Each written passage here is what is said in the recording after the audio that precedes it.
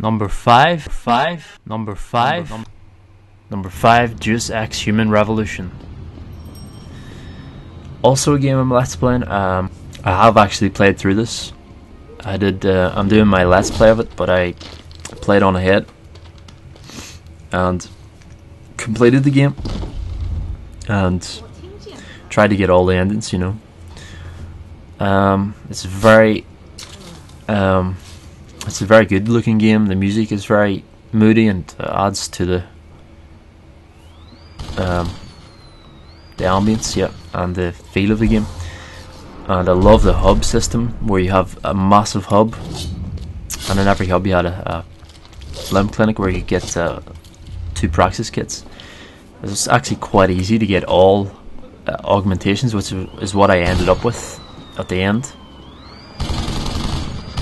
Some people think of that as a flaw because it takes away some replay value, but I loved it because I could do everything, which was awesome to me. It just made me feel so overpowered, which was awesome, because I love feeling powerful in a game. That's what games are for, to make you feel powerful, like superhuman. And this game definitely made me feel like that. I loved the different routes you could take. Like, I spent hours just looking around, exploring, doing all the side quests, looking everywhere for credit chips, for praxis kits. I loved finding those praxis kits hidden in, like, on top of roofs, down inside air vents, like air shafts. There's like the first thing I upgraded was my hacking. The hacking system is really good, and the fact that it gives you XP is good. Yeah, it's just a really good game. Really enjoyed playing it. Loved the storyline, was pretty good. Although I liked exploring more. I liked the exploring aspect of it more than anything. And the only thing I didn't like is that there's no real moral consequence for your actions. Like, if you attack a random civilian, you don't get punished for that. It's just like no one really gives a hoot. Like, the police will shoot at you for a while, but then if you go and hide for like a minute or so, they'll lose interest. Well, it doesn't really make sense. Like, in Oblivion, they would have like been after you forever, till the ends of the earth, basically. Whereas in this game, you just wait in a corner for a minute and they're lost interest. But other than that, it's just a really good game, and definitely worthy of my top 10. So that's why it gets number 5 spot. Number 4, Sonic Generations. Now this, oh, so good. I can't believe they actually made a good Sonic game. It's been so long. I used to love Sonic as a kid, playing on the Sega Master System. No, what am I talking about? Well, the first console I had was Master System. I actually never got Sonic on that. I played it on the Mega Drive, a friend's Mega Drive, and I was just amazed by it. I was like, wow, this is just so good. It was so much better than Alex the Kid. It was like, whoa, this is what platforming should be. It's like Alex the Kid was a bit, I don't know. It was a good game, like, but it definitely wasn't Sonic, that's for sure. This is why Sonic has such a name in the gaming world, whereas Alex the Kid doesn't really. Well, it's kind of more niche. Just so good. They managed to blend the new Sonic with the old Sonic, so that's why it's called Sonic Generations. You've got 3D Sonic and 2D Sonic, and 2D Sonic the levels are amazing, really well put together, really well laid out, and there's lots of different. This is what makes Sonic good.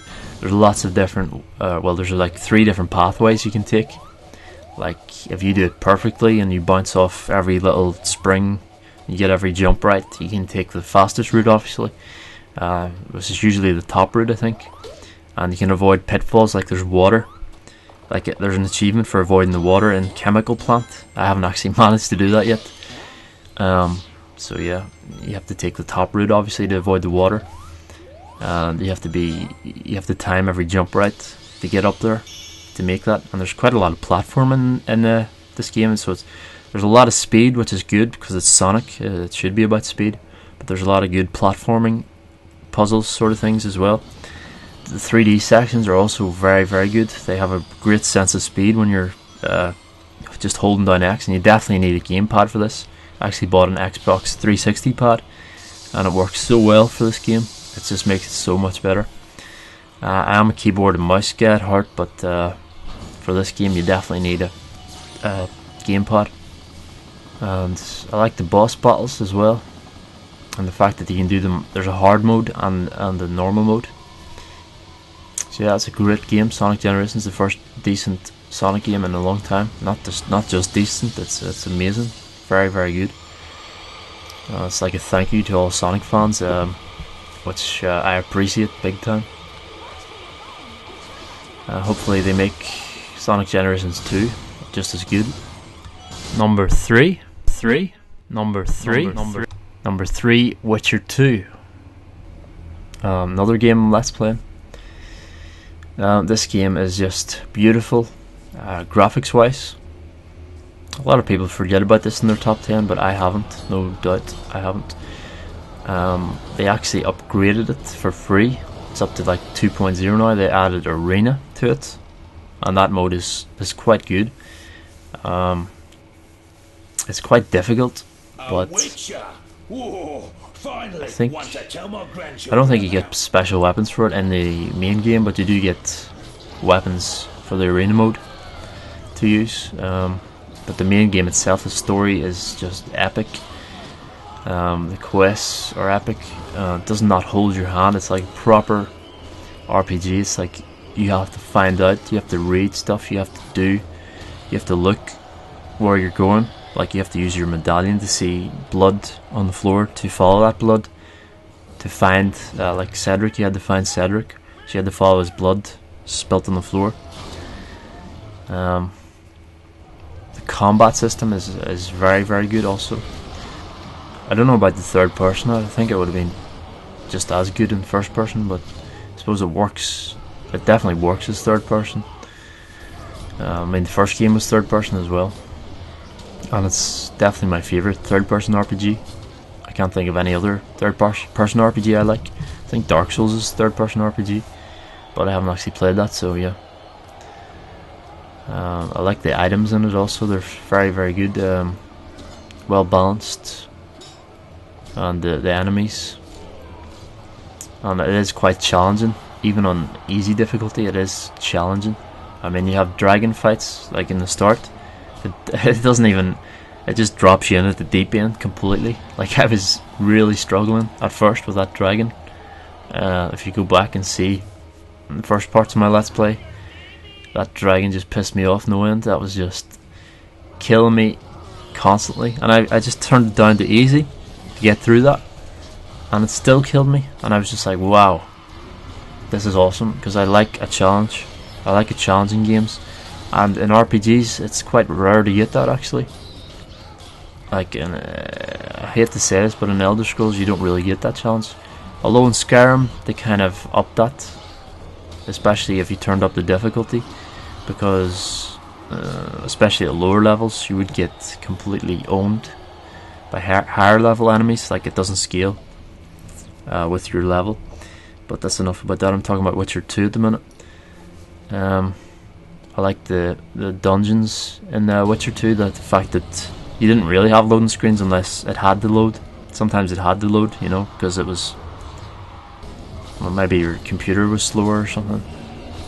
Not that my computer's slow, I don't know what I'm talking about. But yeah, it's like just streamlined. There's no doors on dungeons, you just walk straight into them. Well, the majority, there were mine shafts where you had doors, which made sense. I like the epic battles, and I don't know about the NPC voices, but they kind of grew on me. At first I was unsure about them, but after a while it grew on me. But it's definitely, it sets the benchmark for all RPGs in the future. Like the amount of detail, the detail of the just the graphical detail, on the texture detail, the little details on it, on the armor and stuff. It's just amazing. So definitely worthy of third spot. Actually, it was gonna put it second, but I don't know. I haven't played through the whole game yet, whereas for the second game I have played through the whole game. Although it doesn't hold true for the first game, so I was struggling between that, putting it second or third, but let's just say it's joint second. Number two, Portal 2. Another game I let's played. I didn't let's play it very well, in fact, because I let's played it blind, which isn't a good thing to do for puzzle games, because it just frustrates people. If I ever do another puzzle game, I will play through it first and then let's play it, or do a walkthrough of it. Because when I did a walkthrough of the DLC content, it was a lot better, I feel, even though I didn't have commentary with that, although I did with the first one. And when I did a walkthrough of the achievements, I thought it was a lot better. So it's a lot better to structure puzzle games, to have at least done it or played through it once. So yeah, number 2 is Portal 2. Just the perfect puzzle game in my opinion. I mean, I don't like puzzle games, but this, for some reason I like this. Well, obviously I really like it if it's my number 2. It's I wasn't expecting it to be as good as it was. Like, I was kind of worried of it because of all the hype. I didn't play that much of Portal 1. And actually going back to Portal 1 after playing Portal 2, it looked really dull. Whereas Portal 2 is shiny as hell. It's really nice, shiny, really good looking, has a lot of character. And I didn't like Wheatley at first, but he kind of grew on me. And then he ended up being very funny, especially as the evil villain, because he was just constantly cocking up, basically. And Gladys was like, oh no. And then the slow clap she did when she was falling down the elevator, saying, you've let the biggest idiot in the world in charge of all this facility. Well done. Slow clap. Yeah. Just that was totally funny. And the Cave Johnson, combustible lemons, very funny. And the gameplay, very well laid out puzzles. There's no difficulty in Portal 2, it's just what it is, it's puzzles you have to solve.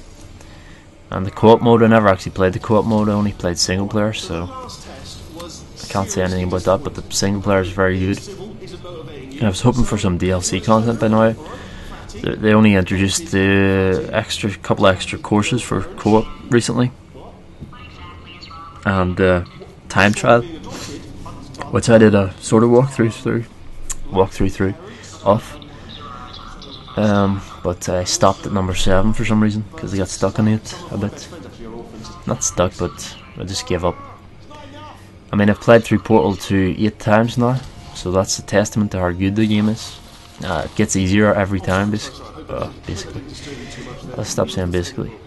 It gets easier every time, and I still enjoy it every time I play through it, surprisingly. So that's a testament to the game. So yeah, that's Portal 2. Definitely worthy of my number 2 spot. But what is number 1? Hum hum.